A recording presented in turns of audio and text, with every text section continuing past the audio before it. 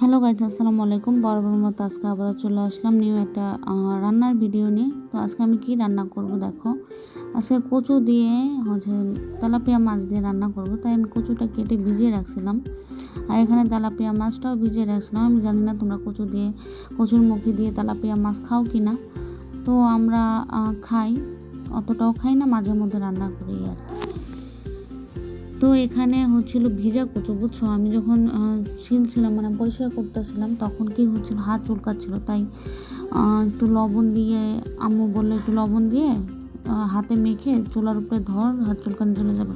তো আমি ওইটাও করছি, আবার হেক্সিস হলো হাতে মেখে চুলো এমনি হেক্সিস হাতে মাখছি, সাথে সাথে চুলকানি ভাব চলে গেছে। এটা একটা টিপস, যাদের কচু কাটতে গেলে বা কোনো কিছু করতে গেলে যদি হাত চুলকায়, তো হেক্সিস হল দিয়ে রাখবা বা লবণ হাতের ভিতরে দিয়ে গ্যাসের উপরে ধরবা, দেখবা কি আগুনের উপরে ধরলে তোমার ইয়েটা চলে যায়, চুলকানি ভাবটা চলে যায়।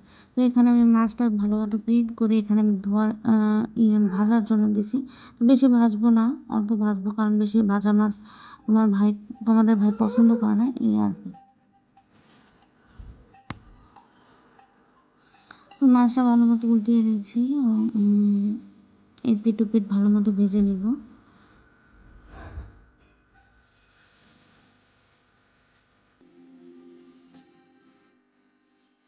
তো দেখো আমার মাছ ভাজাটা প্রায় হয়ে গেছে, তো আমি এখন নামিয়ে ফেলবো। তো এখানে মাছ ভাজার তেল দিয়ে আমি রান্নাটা করবো, আরেকটু তেল ইউজ করবো, এতটুকু তেলে হবে না।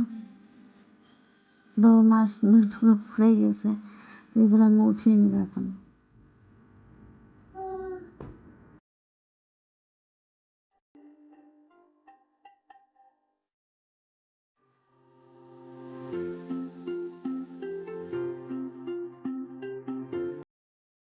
তো আর একটু পরিমাণ তেল দিয়ে এখানে আমি পেঁয়াজ ভাজতে দিয়ে দিলাম। তো পেঁয়াজে দেখলাম যে একটা কি জানি ইয়ার মতন, তো ওইটা আমি উঠিয়ে নিলাম।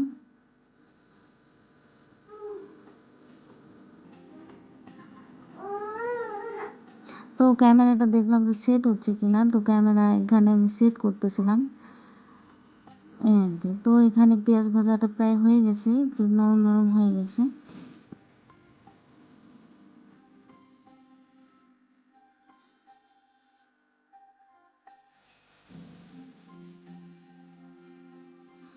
তো এখানে আমি আদা রসুন দিয়ে একটু পানি দিয়ে দিলাম মশলাটা কষানোর জন্য। তো আদা রসুন দিয়ে এখানে পানি দেওয়ার পর নাড়াচাড়া করে এখন একটু হলুদের গুঁড়ো দিব, একটু মরিচের গুঁড়ো। তো 1 চা চামচ হলুদের গুঁড়ো, 1 চা চামচ একটু বেশি একটু মরিচের গুঁড়ো দিব। আমরা অতটা ঝাল খাই না, আমার বাচ্চারা খেতে পারে না, তাই আমরাও খাই না। তো এখানে মরিচের গুঁড়ো অল্প পরিমাণ দিলাম।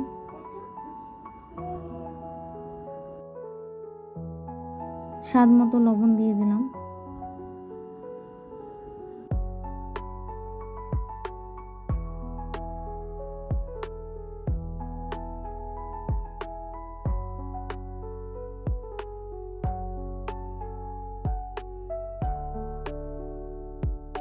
তো এখন নাড়াচাড়া করে বেশ কিছুক্ষণ কষিয়ে নিব।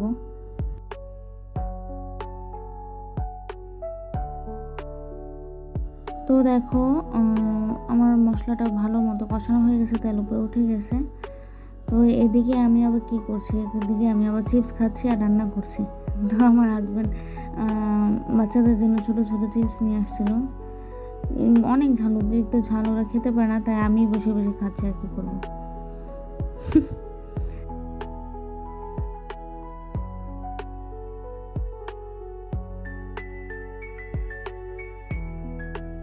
তো আমার মশলাগুলো কষানো হয়ে গেছে, এখানে আমি কচুর গাঁঠি বা মুখে যে যাই বলো এগুলো দিয়ে দিচ্ছি। তো এগুলো কাটার সময় আমার যেই রকম হাত চুলকাচ্ছিল, ধোয়ার সময় অনেক হাত চুলকাচ্ছিল, তো এখন ওই টিপসটা ফলো করার পর আমার চুলকানি চলে গেছে। তো একটা আছে শুকনা কচু আর একটা আছে ভিজা কচু। তো তোমার ভাই আবার ভিজা কচুটা নিয়ে আসছিল, শুকনা কচুটা পাইনি তাই আনিনি। তো ভিজা কচুটা আবার একটু চুলকায়, কিন্তু শুকনা কচুটা আবার চুলকায় কম। এটা আমার শাশুড়ি বললো, আমি তো জানি না আর কি। দিয়ে নাড়াচাড়া করব, নাড়াচাড়া করে ঢেকে দেবো সিদ্ধ হওয়া আগ পর্যন্ত। কচু সিদ্ধ হতে বেশি টাইম লাগে না। কে কচুরমুখী তরকারি খেতে অনেক পছন্দ করে। আমার কাছে পার্সোনালি অনেক ভালো লাগে, নরম নরম, আমার বাচ্চারাও খায়। আমার কাছে অনেক ভালো লাগে কচুরমুখী তরকারি রান্না করা বা চিংড়ি মাছ দিয়ে, ইলিশ মাছ দিয়ে, যাই হোক ভালো লাগে। আমি প্রায় খাই, আমার কাছে ভালো লাগে। তোমাদের কাছে যদি ভালো লাগে অবশ্যই কমেন্ট বক্সে জানিয়ে দিও কেমন।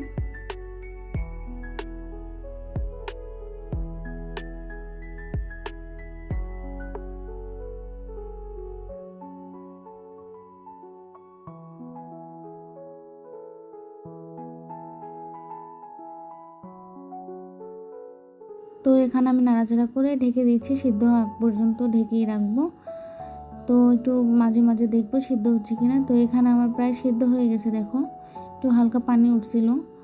তো আমি তারপরও নাড়াচাড়া করে দিছি যেন একটু ভালো মতো কষিয়ে নিতে পারি, এই আর কি।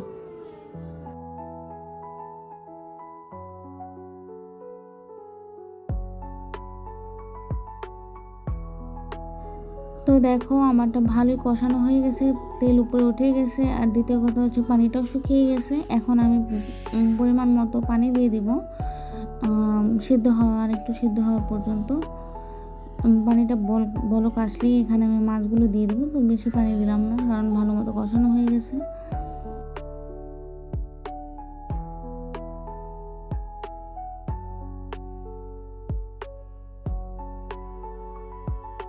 আমি পানি দিয়ে ঢেকে রাখলাম, তো এখানে বলক চলে আসছে পানিতে, দেখো।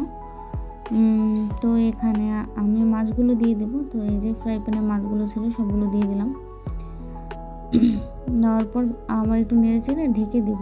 মাছগুলো হওয়া আগ পর্যন্ত ঝোলটা একটু টানবে, তারপর নামিয়ে ফেলবো। কারণ কচুর মুখিতে বেশি ঝোল খায় না, আমার কাছেও ভালো লাগে না। একটা জিনিস ভালো লাগে, যেটা চিংড়ি মাছ দিয়ে রান্না করে, ওইটা একটু আবার একটু হালকা ঝোল ঝোল ভালো লাগে, এছাড়া ভালো লাগে না। তো এখানে আমি যখন তেলাপিয়া মাছটা দিয়েছি, তো বেশি ঝোল রাখবো না, একটু শুকনো শুকনো টাইপেরই করবো। ফাইনালি আমার তরকারি ডান হয়ে গেছে, সব কিছুই ডান। তো ক্যামেরায় এরকম সাদা সাদা দেখাচ্ছে, কিন্তু বাস্তবে কিন্তু এরকম সাদা সাদা না, ভালোই অন্য কালার ছিল, মানে অনেক সুন্দর কালার ছিল। তো এখানে আমি আর কি করব, তো এখানে আবার যে চামড়া, পাও, মুরগির পাক, সেগুলো রান্না করবো একটু আমাদের জন্য। আমার বাচ্চারা তো খায় না, আমি খাবো আর তোমার ভাই খাবে। তো এখানে রান্না করলাম। তো বিকালবেলা ড্রাগন ফল কাটলাম, ড্রাগন ফল খাবো সবাই, এই কারণে। আর আমার বাচ্চাটা খুবই অসুস্থ, তার জন্য একটু দোয়া করো তোমরা সবাই, ঠিক আছে? এই আর কি।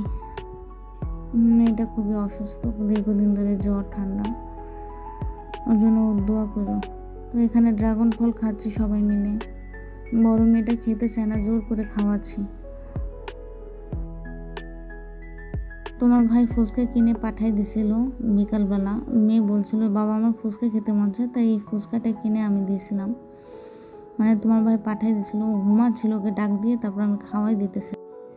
তো আজকের মতো এই পর্যন্তই। আল্লাহ হাফেজ, সবাই ভালো থাকো, সুস্থ থাকো, আসসালামু আলাইকুম, বাই।